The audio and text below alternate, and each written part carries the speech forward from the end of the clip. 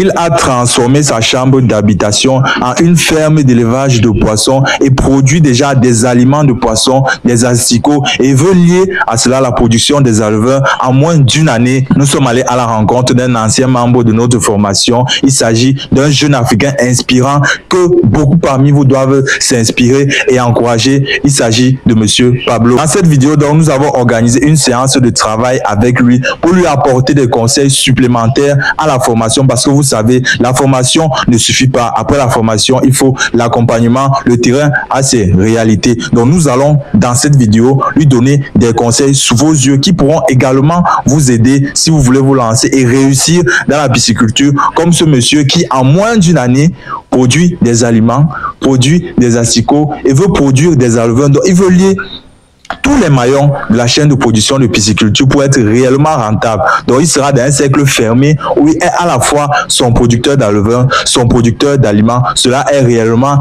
incroyable et on ne peut qu'encourager cela en moins d'une année. Donc, dans cette vidéo, je vais lui apporter des conseils supplémentaires qui également vont vous aider pour réussir dans cette activité. Donc, si c'est la première fois que tu vois ma vidéo, sache qu'ici, on parle d'entrepreneuriat et d'agropastoral, qui sont ces secteurs-là qui peuvent participer à l'émergence du continent africain, à faire de l'Afrique l'Eldorado continental du monde. Donc, si ce n'est pas encore fait, abonne-toi sur cette chaîne pour nous encourager et surtout, like cette vidéo. Cette vidéo mérite vraiment d'être likée parce qu'il s'agit d'un Africain inspirant dont beaucoup doivent s'inspirer. Likez cette vidéo, commentez si vous avez un avis, si vous avez des préoccupations et on y répondra sans problème. Et sans plus tarder, on va tout de suite à sa rencontre. Ok, voici le génie africain en question. Bonjour, Monsieur Pablo. Bonjour, Monsieur Talon. Comment allez-vous? Très bien, merci. Et vous? Ok, nous allons très bien. Aujourd'hui, nous avons organisé cette séance de travail pour vous apporter un plus dans la production de vos poissons, parce que vous êtes réellement en train de devenir un industriel piscicole, parce que vous liez déjà la production des poissons, des aliments, et vous voulez déjà de ce côté-là lier la production des éleveurs. Donc ici, il y a eu quelques déficits, il y a eu quelques manquements, donc nous voulons corriger absolument cela. Mais d'abord, les internautes veulent savoir pourquoi avoir transformé sa chambre d'habitation. Je rappelle que c'est sa chambre d'habitation, c'est bien ça? Bien sûr, oui, c'est ma chambre d'habitation. Donc, c'était sa chambre d'habitation. Ici, il devait dormir. Mais il a transformé cela en une ferme de production de poissons. Nous, on aimerait savoir réellement pourquoi, parce que c'est inouï. Oui, merci déjà de me donner la parole et d'être venu me rendre visite ce jour. Cette pièce était ma chambre. Ça, la partie-ci, elle était dédiée comme penderie. Ouais. J'avais même déjà conçu, elle était montée. Ouais. C'était ma douche. Montée déjà. Vous allez même voir. Montée, donc déjà, on avait déjà tout fait. Tout fait, c'était déjà tout était tracé. Cette porte n'existait pas. Ouais. C'est quand j'ai transformé la chambre en secteur, en un lieu piscicole, que j'ai ouvert cette porte. Ouais. Donc, ici, c'était ma douche. Si j'enlève le groupe et autres... On voit la fondation. Oui, vous allez voir, non seulement il y a la fondation, il y a les tuyaux qui amenaient les eaux. Oui, derrière, donc ça dit dans le puisard. Passionné du secteur piscicole. Ouais. Je me suis dit, mais pourquoi moi, je ne peux pas aussi faire comme les autres? Bon, j'ai réfléchi, aller derrière, je trouve que c'est encore ouvert. Oui. Je me suis donc dit, bon, moi, c'est ma maison. C'est ta maison, en effet. Personne ne va me demander qu'est-ce que tu fais là. Ouais. Je l'ai transformé comme vous voyez là. J'ai ouvert la porte, j'ai enlevé ma douche, j'ai enlevé ma penderie. Et ma douche, aujourd'hui, je suis en train de penser, ici peu, mettre une écloserie. Donc la prochaine fois que vous viendrez pour une pareille vidéo, il faut que Dieu nous donne vraiment cette force-là. Je vais vous présenter une écloserie ici même. Okay. Alors, et ici, je compte présenter un autre bac, un autre bac de prégrossissement pour les éleveurs et autres ici, de ce côté. Cet espace va amplement suffire. Ça va suffire. Alors, c'est un peu ça. Déjà, ce que j'ai pu faire dans ma chambre, auquel je produis déjà. Donc, pour dire à certains frères qui veulent se lancer dans le domaine, l'espace n'est jamais petit. Jamais. C'est juste la volonté et la façon de cadrer ton espace. Ouais. Même si tu as un espace de 2 mètres carrés, ouais, tu peux bien faire la pisciculture et t'en sortir. Il suffit d'avoir ton eau. Bon, bien que pour les débuts, tout le monde ne peut pas toujours être à la disposition de tous les éléments d'un forage. Comme un forage. Mais tu peux demander si un voisin a soit le puits, tu négocies avec lui, ou soit il a le forage, tu peux amener l'eau. Dès lors, tu as déjà l'eau à la maison. Même si c'est sur 1 mètre carré, je vous dis bien, vous pouvez faire pareil comme moi. Donc, mes frères, soyons vraiment fiers, soyons courageux de se lancer dans le secteur piscicole. C'est un secteur qui nourrit son nom. Beaucoup d'Africains font l'erreur, sont freinés notamment par les petits paradigmes comme l'espace ou autre chose. Vous voyez, il a transformé sa chambre en une ferme d'élevage de poissons. Une chambre dans laquelle il a vécu, où il dormait, où il faisait tout, il y a même la douche de l'autre côté là.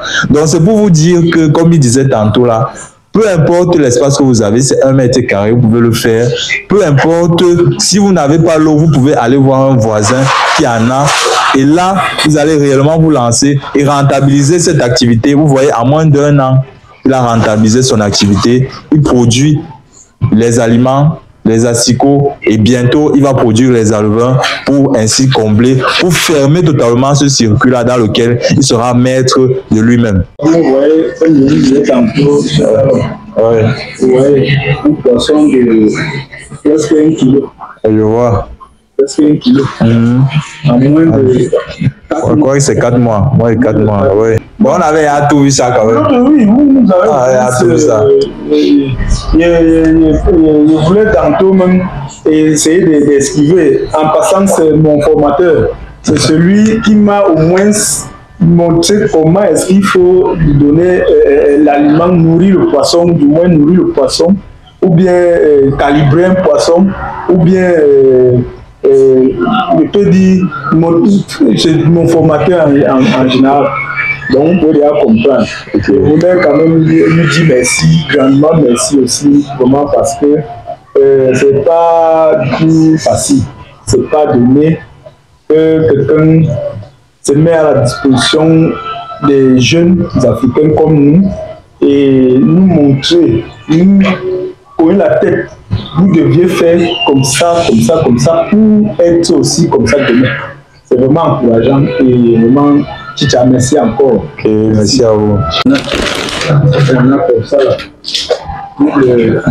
Il y en a, ça c'est pour notre l'ancienne vague. L'ancienne vague autant moi. L'ancienne vague. Alors, elles sont là, on aura le temps de vous présenter ça tout à l'heure. Alors, pour vous aider à aller de l'avant dans cette activité, là, on va passer à la séance de travail. Ça vous aidera également. Les questions et les réponses qui seront données ici pourront également vous édifier si vous voulez vous lancer dans la pisciculture et réussir comme ce jeune Africain qui est devant nous. Donc, d'abord, je vais vous demander, après avoir fait cette vague ici-là, comment avez-vous géré le vide sanitaire? Le vide sanitaire, bon. Avez-vous fait avoir un vide sanitaire? Oui, c'est-à-dire comment dirais-je? Le nettoyage. Le nettoyage du bac. Et la désinfection. Oui, ça c'est ma deuxième vague, oui. N'est-ce pas? Après la première vague, oui, j'ai pu nettoyer mon bac. J'ai d'abord pris le temps de nettoyer mon bac, oui, et le laisser à sec. J'ai fait un désinfectage, c'est-à-dire avec une désinfection. Oui, une désinfection, oui. C'est temps pour moi. On a compris. J'ai fait une désinfection, oui, et je l'ai laissé sécher pendant, je pense, 1 semaine, oui, afin de revenir, afin de remettre les alevins comme vous voyez. Donc, ce que je veux dire, si vous avez désinfecté avec un produit, Bon, nous avions, par exemple, c'était quoi là? Il y a du sel. Ouais. Utiliser le sel et la bicarbonate. Je comprends. Avec lequel j'ai pu d'abord nettoyer avec du sel. La bicarbonate, je l'ai appliqué en deuxième position. Je l'ai laissé sécher. Voilà, c'est les deux produits que j'ai utilisés pour. Donc, dans cette logique-ci, bon, ici, il y a un peu quelque chose que je vais apporter là. Il faut utiliser un produit qui est bactéricide, à la fois bactéricide, virucide, fongicide, et donc il peut tuer à la fois bactéries, microbes, virus et champignons. Comprenez, non? Donc le nom du produit là, c'est le Virunet. Le Virunet, oui. Donc ce que vous allez faire, c'est quoi? Une fois que vos poissons sont sortis, vous allez d'abord faire le premier nettoyage sommaire sans produit. Comprenez, non? Donc vous allez juste nettoyer toutes les crasses et autres là, après vous rincez. Car le bac soit propre comme à son état initial. Ensuite, là, maintenant, vous pouvez prendre un premier désinfectant, par exemple, un peu comme le chlore, dont le chlore qui est contenu dans l'eau de javel et autres. Il y a le chlore à l'état pur également. Donc, vous dosez. Je pense que pour ça, les surfaces, c'est 250 ml pour 10 litres d'eau. Comprenez, non? Donc, vous dosez, versez partout là. Vous laissez ça une 45 minutes, le temps que ça agit. Ensuite, vous nettoyez comme vous avez nettoyé là, nettoyez. Puis vous rincez ça au vol, parce que le chlore est un désinfectant, mais il est nocif également au développement des poissons, au développement de la vie aquatique. Donc, il peut foudroyer les poissons là en quelques temps, s'il y a une trace qui reste à l'intérieur, une trace conséquente. Donc, une fois que vous avez nettoyé ça, vous pouvez laisser ça 2 jours. Ça reste au repos. Ensuite, le temps que ça respire, donc il faut que déjà l'endroit est fermé, donc il n'y a pas de risque de dire que l'eau va entrer ici. Donc là, ça serait bien sec. Donc après là, donc, vous allez venir maintenant avec le produit que je vous ai dit là, le Virunet. Puis vous allez doser ça. C'est un produit qui est utilisé dans les différents élevages pour le procédé de désinfection. Donc vous allez utiliser ça. C'est un produit qui est efficace. On utilise même ça souvent en présence des animaux. Donc il faut noter que tous les produits là, si vous utilisez c'est un dosage élevé, ça tue. Justement, je sais que même le sel, j'ai pas du sel parce que j'ai pas du sel, ou bien comment vous avez appelé? Le chlore. Non, l'eau de javel. L'eau de javel, ça contient le chlore. Voilà, un truc comme ça.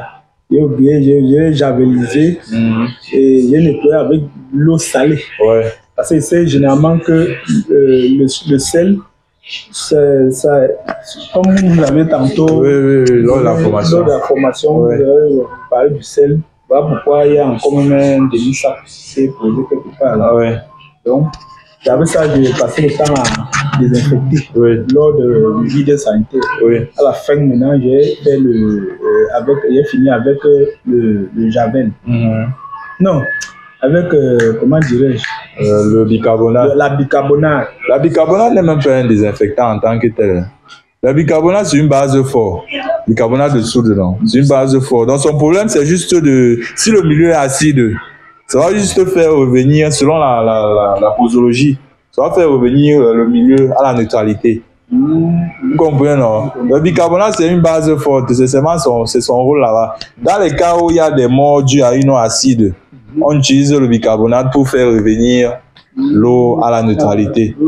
Comprends, non? Donc, si tu veux faire ton vide sanitaire, tu utilises ton chlore, tu nettoies, tu rinces bien. Après, tu utilises le Virunet. Le chlore, c'est contenu dans le javel. Après, tu utilises ton Virunet, tu nettoies encore, tu laisses. À la veille maintenant de l'arrivée des éleveurs, si peut-être tu l'as laissé, parce qu'il faut un temps il faut que ça respire un peu. Tu peux laisser même 4 à 1 semaine, 4 jours à 7 jours non, de respiration. À la veille maintenant, il avait, puisque la matière est en mouvement, là, elle se déplace et tout là, il peut y avoir quelque chose qui est venu se déposer à l'intérieur. Tu peux nettoyer encore avec le sel comme tu as fait tantôt là. Là, c'est un vide sanitaire propre. Oui. Et la concentration du vide, on fait le vide sanitaire, on applique beaucoup ça lorsqu'il y a eu des cas d'extrême mortalité. Donc là où il y a eu un cycle où il y a eu beaucoup de morts là, c'est là où il faut vraiment faire un bon vide sanitaire parce que les microbes, les virus, tout qui ont tué ceux-là sont toujours présents. Lorsque les nouveaux vont venir, ça peut se répéter. On peut un peu non. Donc c'est ça. Donc le deuxième point que nous on doit aborder ici, c'est au niveau de la souche. d'alevin que vous devez utiliser. Parce que si vous voulez réussir votre projet de pisciculture, il y a des souches d'alevin que vous devez mettre de côté et il y a celles que vous devez prôner. Il y a celles que vous devez forcément utiliser. Donc là, c'est une très bonne souche. Quand je regarde là, ils ont une bonne mine et le développement aussi pour 2 semaines. C'est très bon. Je vois, il y a les 80 grammes, les 60 grammes dans l'eau et tout là. Donc c'est bon. C'est bon. Je crois qu'il doit même avoir, il y a des 100 grammes. Donc là, c'est extrêmement bon. Donc cette souche-là, elle vous a été livrée à comment? J'ai fait la rencontre d'un ami, il s'appelle Israël. Il travaille dans une ferme, ils sont situés à Dobon. Alors, je lui ai rencontré, il est venu, il a vu mon ancienne banque. Et quand je lui ai expliqué le nombre de sacs que j'avais déjà eu à donner d'aliments, à l'ancienne bande et vu le nombre, l'âge et le poids également, il a ri, il a secoué la tête. Il m'a dit, sûrement, tu n'as pas eu une bonne souche. Pas une bonne souche. Bon, moi, ça m'a un peu fait bizarre. Vu les poissons qu'il avait dans ses étangs. À un âge moins avancé. À un âge moins avancé que moi, et je vois la taille que lui il avait. J'ai compris que, bon, quelque part, j'étais loin d'être dans la marge avec lui. Bon, ça ne m'a pas découragé. Ouais, un peu, ça ne m'a pas découragé. J'ai pris mon poids à 2 mains. Je lui ai fait comprendre que, bon, c'est un domaine que je veux vraiment m'installer là-dedans. Voilà pourquoi je parle des alevins, je produis des aliments. Et quand je lui ai fait comprendre, ça lui a vraiment aussi dérangé. Parce qu'il me dit non, les gars ne vont pas souvent faire ça aux gens. Il faut vraiment, quand les souches sont... Bon, il m'a dit, bon, vas-y, débrouille-toi comme ça.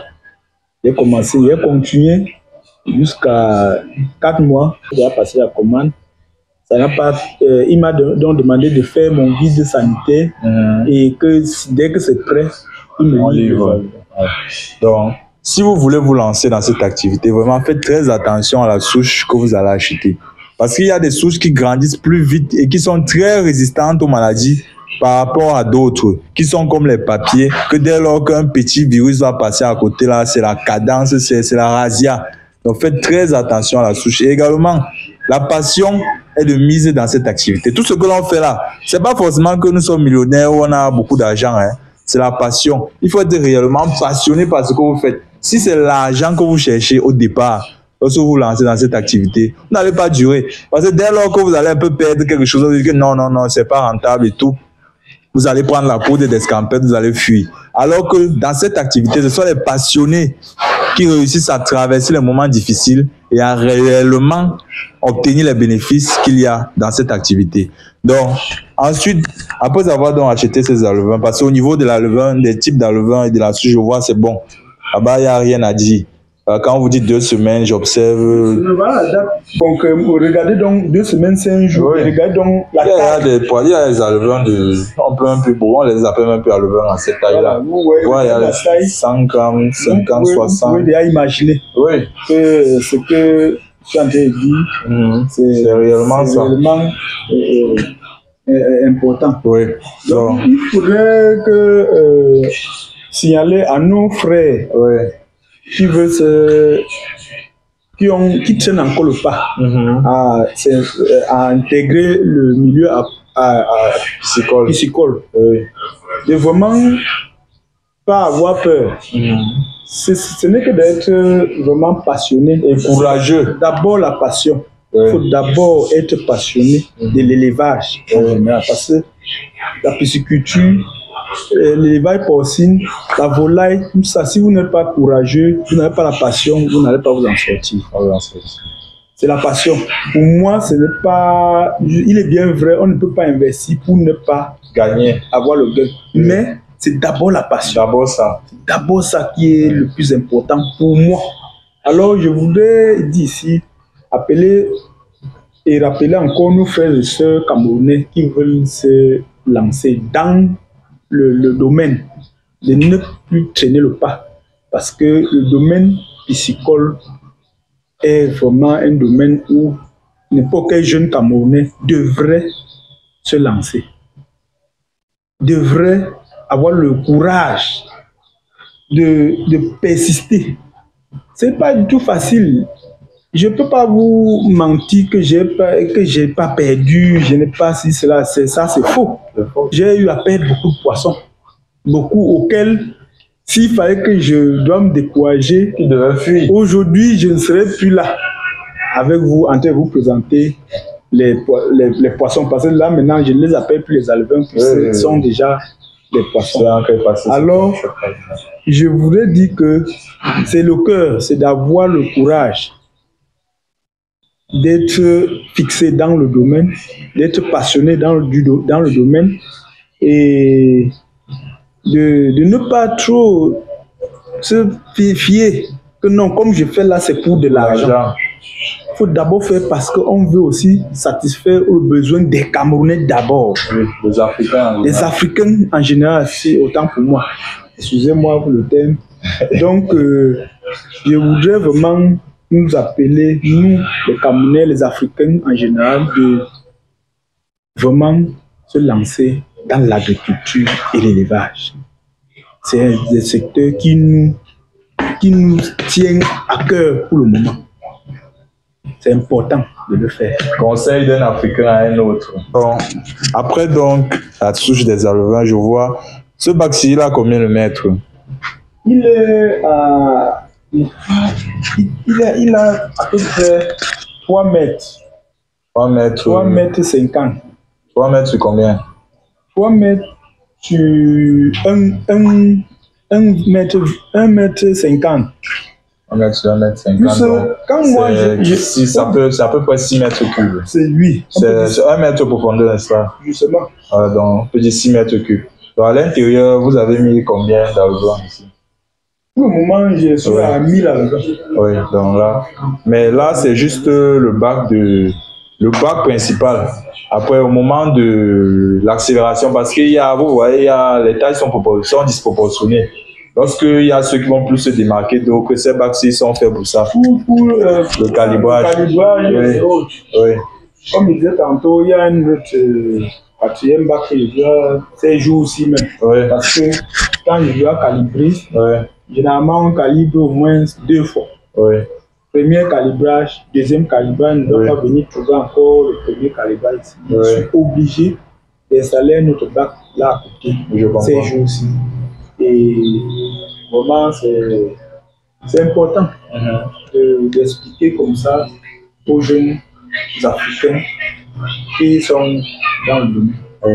Donc, dans un bac comme celui-ci, là, si vous voulez réellement mettre les alevins à l'intérieur, ben là, c'est 1000. Mais ici, à l'intérieur, vous pouvez aller même à 2000.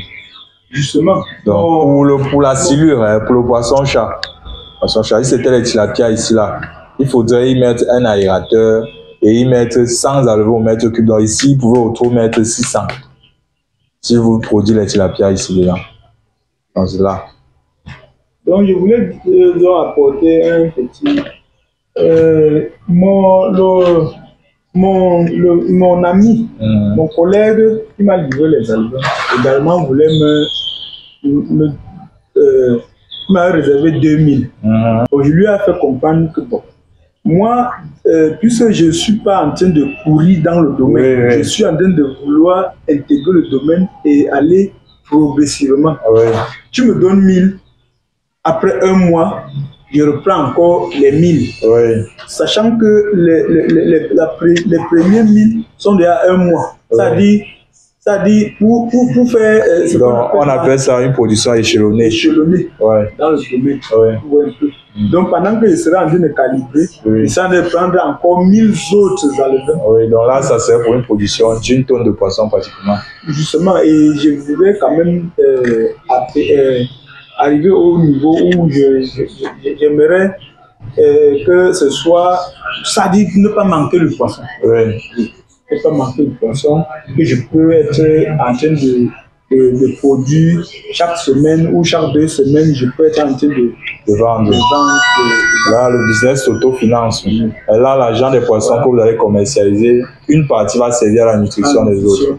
Là, ça devient toute une chaîne. Voilà pourquoi j'étais obligé de tout faire, avoir une granuleuse. Parce que mon objectif, c'est pas, je suis en train de créer comme ça une industrie. C'est-à-dire qui va aider les Camerounais, les Africains, d'ici demain ou après-demain. Voilà. Concernant également le type d'aliments, je vois vous utilisez le Goissan Aquaculture. C'est une très bonne marque pour le grossissement des poissons. C'est ce qu'on avait vu déjà lors de la formation. Donc là, c'est propre. Donc à ce niveau-ci, là, vous pouvez utiliser le Goissan sur 1 mois et demi. Oui. Je ne vous conseille pas d'aller au-delà, parce que le coût sera plus haut. Oui, justement, c'est que même mon collaborateur Israël, il m'a conseillé. La vérité est universelle. La vérité est universelle. Si moi, je vous dis 1 mois et demi au trop, parce que moi, personnellement, quand moi j'utilisais ça, c'est 1 mois, 1 semaine.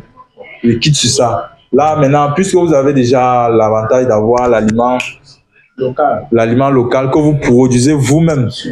Voilà, donc le Goissan, 1 mois et demi, quittez ça. Parce que si vous utilisez cet aliment-là, l'aliment importé, le Goissan, sur plus de 2 mois, donc disons même 3 mois, vous allez vous retrouver à 1600, parce que c'est seulement le sac de 2 mm qu'il est en train d'utiliser ici. C'est 23 500. Parlant de l'aliment Goissan, quand même aussi, on peut. C'est un très bon aliment. C'est un aliment très bon aliment. Oui. Et vraiment, c'est du bon. Ouais. C'est du bon. Okay. Pour tous ceux qui veulent démarrer, pour tous ceux qui sont dans le domaine et qui veulent démarrer leur projet de démarrer avec du Goissan. Oui.